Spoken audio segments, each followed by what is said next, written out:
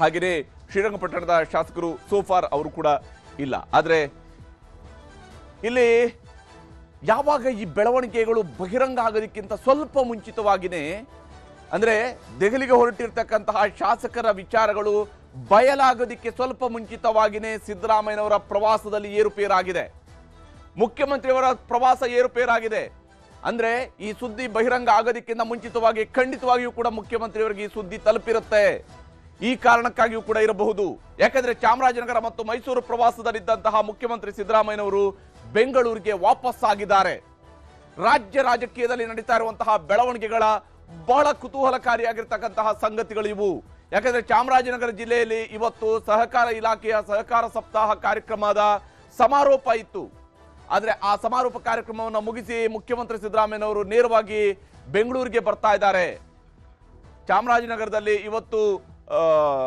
ಇವತ್ತು ಕಾರ್ಯಕ್ರಮವನ್ನು ಮುಗಿಸಿ ನಾಳೆ ಇನ್ನೊಂದು ಕಾರ್ಯಕ್ರಮವು ಕೂಡ ಸಹಕಾರ ಇಲಾಖೆಗೆ ಸಂಬಂಧಪಟ್ಟಂತದ್ದು ಬಹುಶಃ ಇತ್ತು. ಅದನ್ನ ಮೈಸೂರಿನಲ್ಲಿ ಉಳಿಯುವಂತಹ ಪ್ಲಾನ್ ಅನ್ನ ಮುಖ್ಯಮಂತ್ರಿಯವರು ಮಾಡ್ಕೊಂಡಿದ್ರು. ಆದ್ರೆ ಈಗ ಅದೆಲ್ಲವೂ ಕೂಡ ಬದಲಾವಣೆ ಆಗಿದೆ. ಮುಖ್ಯಮಂತ್ರಿಯವರು ಬೆಂಗಳೂರಿಗೆ ಬರ್ತಾ ಇದ್ದಾರೆ. ನಾಳೆ ಮತ್ತೆ ಅವರು ಮೈಸೂರಿಗೆ ಹೋಗಬಹುದು. ಬೆಂಗಳೂರಿಗೆ ಬಂದು ರಾತ್ರಿ ಇಲ್ಲೇ ಇದ್ದು ಬೆಳಗ್ಗೆ ಅವರು ಮತ್ತೆ ಪ್ರವಾಸವನ್ನ ಮೈಸೂರು ಕಡೆಗೆ ಮಾಡಬಹುದು ಅಂತ ಹೇಳಿದೆ. ಈ ಹಂತದಲ್ಲಿ ಒಂದ್ ಕಡೆ ಡಿಕೆ ಬ್ರದರ್ಸ್ ಮೀಟಿಂಗ್, ಇನ್ನೊಂದು ಕಡೆಯಲ್ಲಿ ಸಿಎಂ ಪ್ರವಾಸ ಏರುಪೇರು, ಇದು ಹಲವಾರು ಸಂದೇಶಗಳನ್ನ ಕೊಡ್ತಾ ಇರುವಂತದ್ದು ಸ್ಪಷ್ಟ ಇದೆ. ರಾಜ್ಯ ರಾಜಕೀಯದಲ್ಲಿ ನಡೀತಾ ಇರುವಂತಹ ದಿಢೀರ್ ಬೆಳವಣಿಗೆಗಳಿವು. ಅಧಿಕಾರ ಹಂಚಿಕೆ ವಿಚಾರದಲ್ಲಿ ಇನ್ನೂ ಕೂಡ ಯಾವುದೇ ಗುಟ್ಟನ್ನ ಬಿಟ್ಟುಕೊಡ್ತಾ ಇಲ್ಲ ಮುಖ್ಯಮಂತ್ರಿ ಹಾಗೂ ಉಪಮುಖ್ಯಮಂತ್ರಿಯವರು. ಇಲ್ಲಿ ಉಪಮುಖ್ಯಮಂತ್ರಿಯವರು ನಿನ್ನೆ ಬಹಳಷ್ಟು ಮಾತನಾಡಿದ್ದಾರೆ.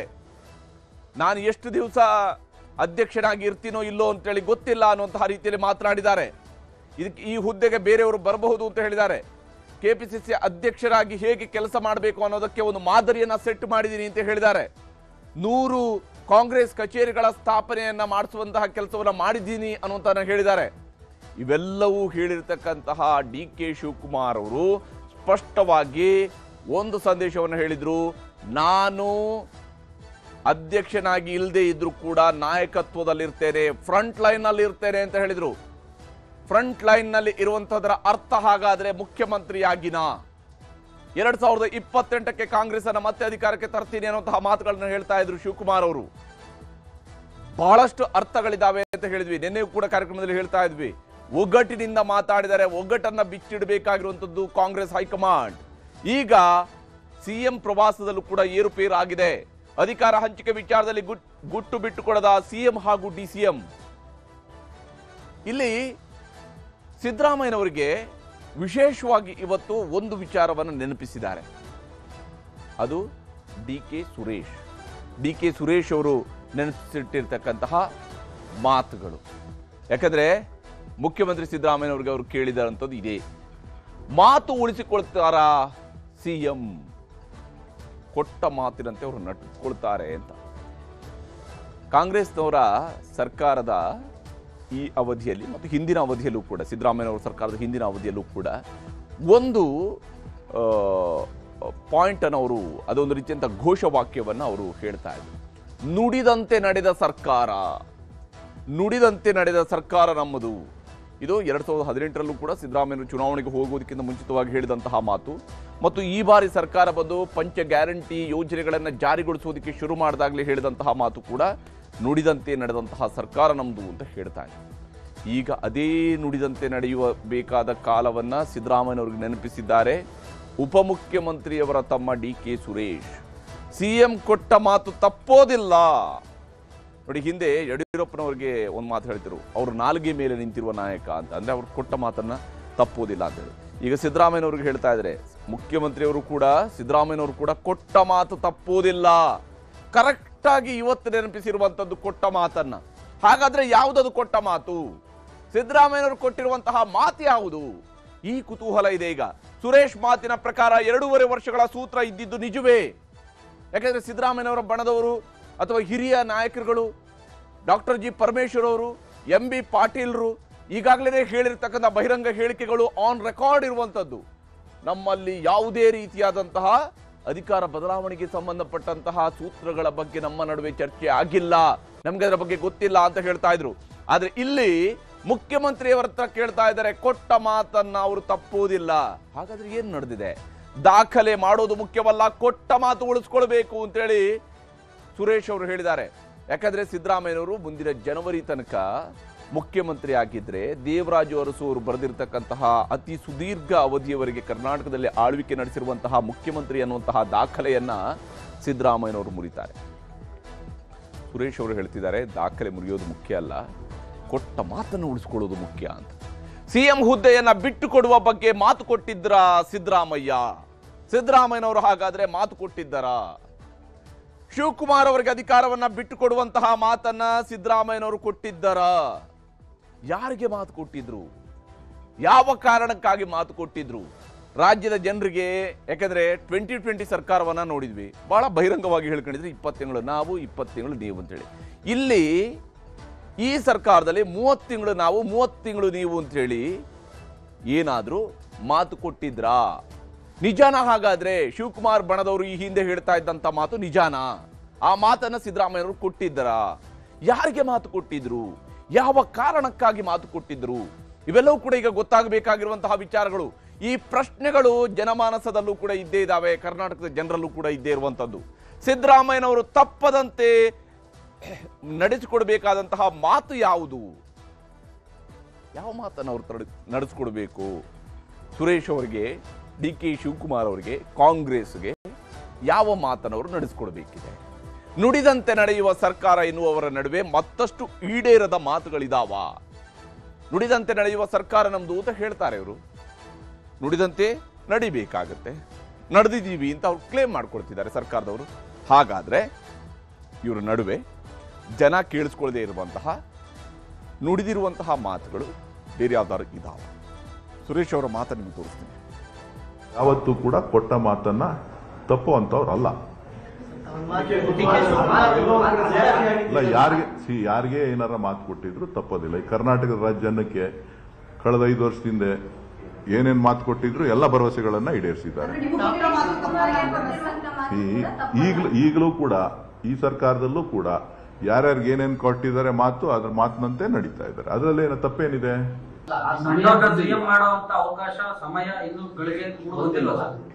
ಹೇಳಿದ್ದೀನಲ್ಲ, ಅದೃಷ್ಟ ಇದ್ರೆ ನಮ್ಮ ಅಣ್ಣ ಮುಖ್ಯಮಂತ್ರಿ ಆಯ್ತಾನೆ ಅಂತ.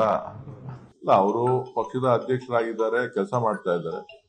ನಾಳೆ ಅವ್ರನ್ನ ಬೇರೆಯವ್ರನ್ನ ಮಾಡಿದ್ರೆ ಸಂಪೂರ್ಣವಾದಂತ ಸಹಕಾರವನ್ನ ಯಾರೇ ಅಧ್ಯಕ್ಷರಾಗಿ ಕೆಲಸ ಮಾಡೋದಕ್ಕೂ ಅವಕಾಶವನ್ನು ಮಾಡಿಕೊಡ್ಲಿಕ್ಕೆ DK ಶಿವಕುಮಾರ್ ಅವರು ಸಿದ್ಧರಾಗಿದ್ದಾರೆ. ಶ್ರಮಕ್ಕೆ ಖಂಡಿತ ಪ್ರತಿಫಲ ಇದ್ದೇ ಇದೆ. ಅದಕ್ಕೋಸ್ಕರನೇ ಕಾಂಗ್ರೆಸ್ ಸರ್ಕಾರ ಅಧಿಕಾರಕ್ಕೆ ಬಂದಿತ್ತು. DK ಶಿವಕುಮಾರ್ ಅವರ ಶ್ರಮ ಪ್ರತಿಫಲ ಒಂದಲ್ಲ ಒಂದಿನ ಸಿಗುತ್ತೆ, ಕಾದ್ ನೋಡ್ಬೇಕು. ನನಗ್ ಗೊತ್ತಿಲ್ಲ. ಭರವಸೆಗಳ ಮೇಲೆ ನಾವು ಬದುಕ್ತಾ ಇರೋದು, ನಂಬಿಕೆ ಮೇಲೆ ನಾವಿರೋದು. ಹೀಗೆ ಸಿದ್ದರಾಮಯ್ಯವರು ಕೊಟ್ಟ ಮಾತಿನಂತೆ ನಡ್ಕೊಳ್ತಾರೆ, ಅವ್ರು ಯಾವತ್ತೂ ಕೂಡ ಮಾತು ತಪ್ಪೋದಿಲ್ಲ ಅನ್ನೋ ಮಾತನ್ನ ಹೇಳಿದ್ದಾರೆ. ರಾಜಕೀಯದಲ್ಲಿ ಒಂದು ಮಾತಿಗೆ ಹಲವು ಅರ್ಥಗಳಿರ್ತವೆ. ಅದು 1+1=2 ಆಗುವಂಥದ್ದಲ್ಲ ರಾಜಕಾರಣ ಅನ್ನುವಂಥದ್ದು. 1+1 ಅನ್ನುವಂಥದ್ದಕ್ಕೆ 2 ಅನ್ನುವಂಥ ಉತ್ತರ ರಾಜಕಾರಣದಲ್ಲಿ ಇರೋದಿಲ್ಲ. ಅದು 1+1 ಅನ್ನುವಂಥದ್ದಕ್ಕೆ 4 ಆಗ್ಬೋದು, 6 ಆಗ್ಬೋದು, 16 ಆಗ್ಬೋದು, ಏನು ಬೇಕಿದ್ರೂ ಆಗ್ಬೋದು. ಆ ರೀತಿಯಾದಂತಹ ಮಾತುಗಳಿವು. ಯಾಕಂದ್ರೆ ಕೊಟ್ಟ ಮಾತನ್ನ ತಪ್ಪುವುದಿಲ್ಲ, ಕೊಟ್ಟ ಮಾತನ್ನ ನಡೆಸ್ಕೊಡ್ತಾರೆ. ಅದು ರಾಜ್ಯದ ಜನರಿಗೂ ಇರಬಹುದು, ಸರ್ಕಾರದ ಕಾರ್ಯಕ್ರಮಗಳಲ್ಲೂ ಇರಬಹುದು. ಹಾಗೇನೆ ಆಂತರಿಕವಾಗಿ ಯಾವ ಮಾತನ್ನ ಹಾಗಾದ್ರೆ ಕೊಟ್ಟಿದ್ದಾರೆ ಅನ್ನುವಂತಹ ಗುಟ್ಟನ್ನ ಮೇಂಟೈನ್ ಮಾಡ್ತಾ ಇದ್ದಾರೆ DK ಸುರೇಶ್ ಅನ್ನೋದ್ರ ಬಗ್ಗೆ ಅನುಮಾನಗಳಿದ್ದಾವೆ. ರಾಮನಗರ ಶಾಸಕರಾಗಿರುವಂತಹ ಇಕ್ಬಾಲ್ ಹುಸೇನ್ ಅವರು ಕೂಡ ಮಾತನಾಡಿದ್ದಾರೆ, ತೋರಿಸ್ತೀನಿ ನೋಡಿ. ಯಾರು ಕೂಡ ನಮ್ಮ ನಾಯಕರು ಯಾವತ್ತೂ ಕೂಡ ಅವಕಾಶವಾದಿ ಅಲ್ಲ. ಅವರ ಸಂಘಟನೆ, ಅವರ ಹೋರಾಟ, ಅವರ ಶ್ರಮ ಇವತ್ತು ನಮ್ಮ ಪಕ್ಷಕ್ಕೆ ಶಕ್ತಿ ಕೊಟ್ಟಿದೆ. ಅದರ ಪ್ರತಿಫಲ ನಾವೆಲ್ಲರೂ ಕೂಡ ಸರ್ಕಾರ ರಚನೆ ಮಾಡಿದ್ದೀವಿ.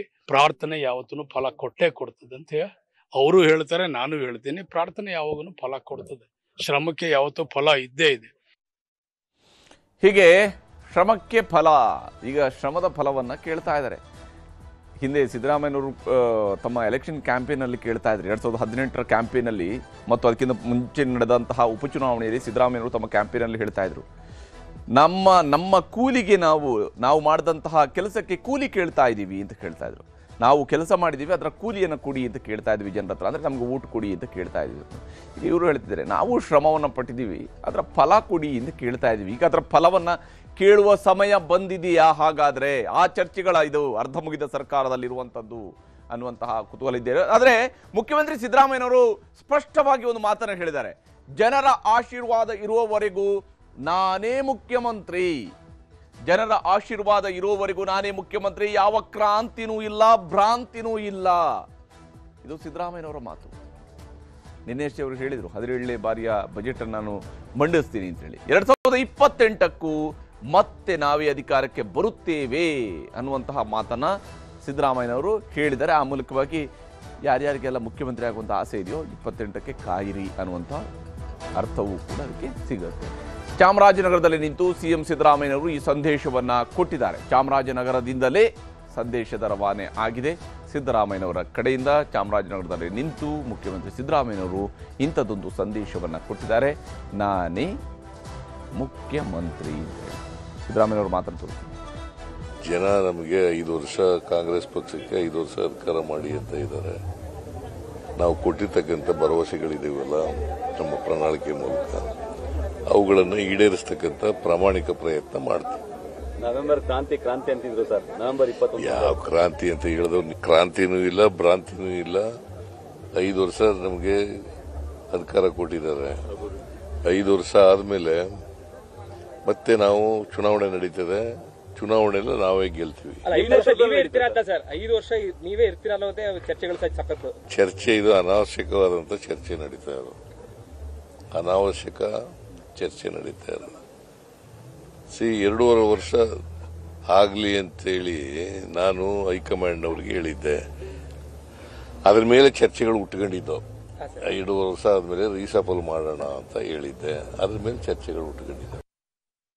ಸಿದ್ದರಾಮಯ್ಯನವರು ತಾವು ಕೊಟ್ಟ ಮಾತು ಯಾವುದು ಅಂತ ಹೇಳಿ ಹೇಳಿದ್ದಾರೆ. 2.5 ವರ್ಷ ಆಗಲಿ, ಆಮೇಲೆ ಸಂಪುಟ ಪುನರಚನೆ ಮಾಡೋಣ ಅಂತ ಹೇಳಿದ್ದೆ ಅಂತ ಹೇಳ್ಕೊಂಡು ಇದನ್ನು ಹೈಕಮಾಂಡ್ಗೆ ಹೇಳಿದ್ದೆ ಅಂತ ಸಿದ್ದರಾಮಯ್ಯನವರು ಹೇಳ್ತಾ ಇದ್ದಾರೆ. ಅದು ಇದೇ ಮಾತನ್ನು ಕೊಟ್ಟಿರೋ ಮಾತಾ ಅಥವಾ ಬೇರೆನೇನಾದ್ರೂ ಮಾತು ಕೊಟ್ಟಿದ್ರಾ? ಯಾವ ಕೊಟ್ಟ ಮಾತನ್ನು ಈಗ ಸಿದ್ದರಾಮಯ್ಯನವರು ನಡೆಸ್ಕೊಡ್ಬೇಕಾಗಿದೆ?